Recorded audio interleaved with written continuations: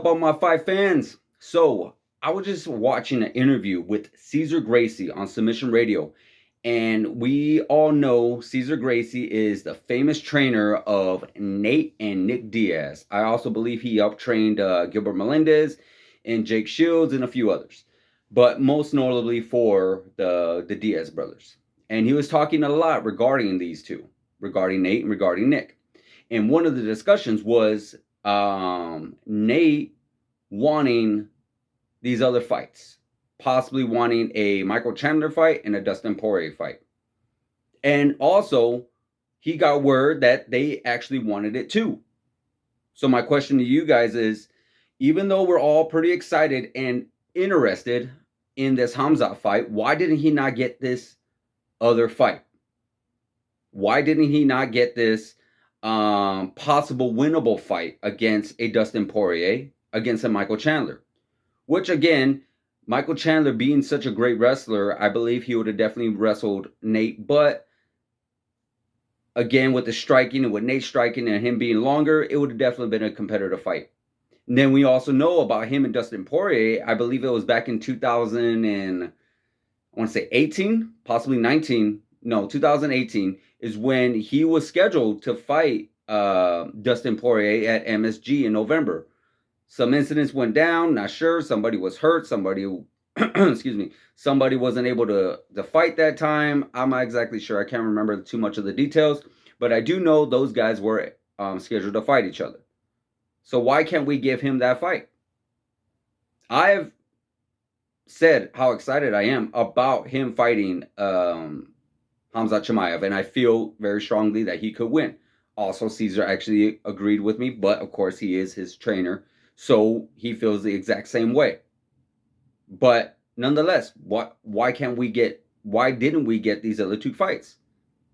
And it goes to show 100% for all the other fighters out there that if you are thinking of jumping ship, if you are thinking of not re-signing with the UFC, they are gonna give you something that's more difficult, something more challenging.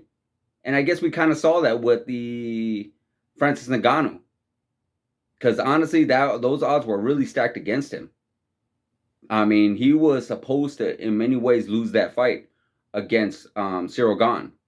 You know, Cyril Gane was much more technical, much more difficult for Francis. We always thought Francis was just this guy who comes in, hits you one time, that's it, done. But no, he came and showed us a whole new game plan. I believe Cyril Gane was not even ready for, and won that fight.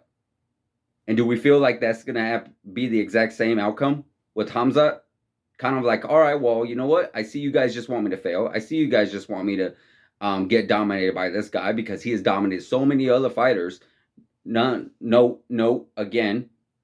he's dominated much more lower caliber fighters, because that does make a difference. It really does. You can't tell me a black belt in jiu-jitsu is so amazing because he just dominated all these white belts.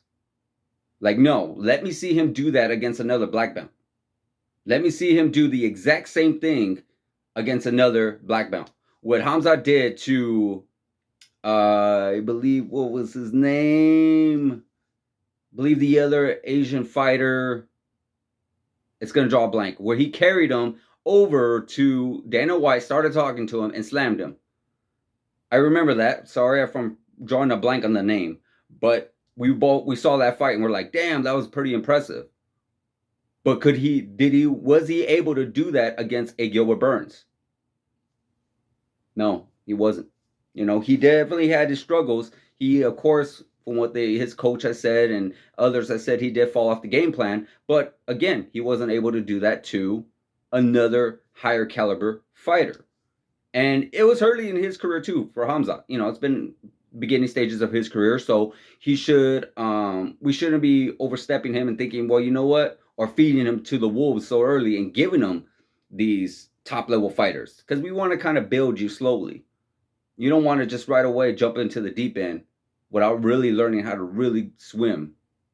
You know, we don't want him to drown right away, because we're trying to make him into a big star, as far as what I see what the UFC is trying to do. And I believe because of his domination, that is why they gave him to Nate instead of Nate getting a Dustin Poirier, which, let's all be honest, that would have been a fantastic fight, a great fight. Or Michael Chandler, which another great fight. You know, you got two fighters who are just down to throw hands, exchange hands, and just give us an all out war in the octagon. But we didn't get that. And they all agreed to it. And I gotta say that it is very upsetting to know that it's just not that they don't want you to go off, because I get it. They don't want you to look great and go off to another company and make that other company money. But nonetheless, there's nowhere that's being said, and even Nate himself said he would be more than happy to come back to the UFC. He just wants to go off and do a little bit of his own business. You know, a little bit of his own thing, make his own money, do something that he's always wanted to do. Because he ain't the youngest man in the world. He's not old. I believe he's 37, almost probably 38, around that age. So that's definitely not old. But in the fighting world, in the sports world, it's not young. So that's what I'm saying for Dana, some guys like Dana, guys like anybody else that does that, don't destroy a fighter that could potentially come back. Because say, for example, this guy wins and he looks good on the outside, he's going to want to come back, and he's going to remember these things. You're always going to remember the people that you decided to treat bad. And that's basically the moral of the story. Just always remember, if you are a boss, if you are a manager, hey, you know what? Cool, business decision. You think you want to go and try to do something else, by all means, go ahead. And if you want to come back, you're more than welcome to us. But at the end of the day, Dana White should know this, that regardless whether he gave him a Justin Gaethje, gave him a Dustin Porier, or gave him Michael Chandler, or a Khamzat Chimaev, you're still the biggest dog in the yard. There's no other bigger promotion than the UFC, or even boxing. You know, at the end of the day, you are still the leader of MMA. So he could go to one. He could go to Bellator. He could go to kickboxing, and he could even box in boxing with some other promotion. But at the end of the day, you're still going to be known as Dana White, the head of UFC, the big creator of, or helped create the UFC. So treating his employees like that really shouldn't, you know, giving him and feeding them as a business decision, fighters that where they're going to probably get destroyed or they're definitely going to lose and not look good. It's a bad look on him. That's just my feeling. Tell me what you guys feel. Like, subscribe, hit the notification button, and I'll see you guys in the next video.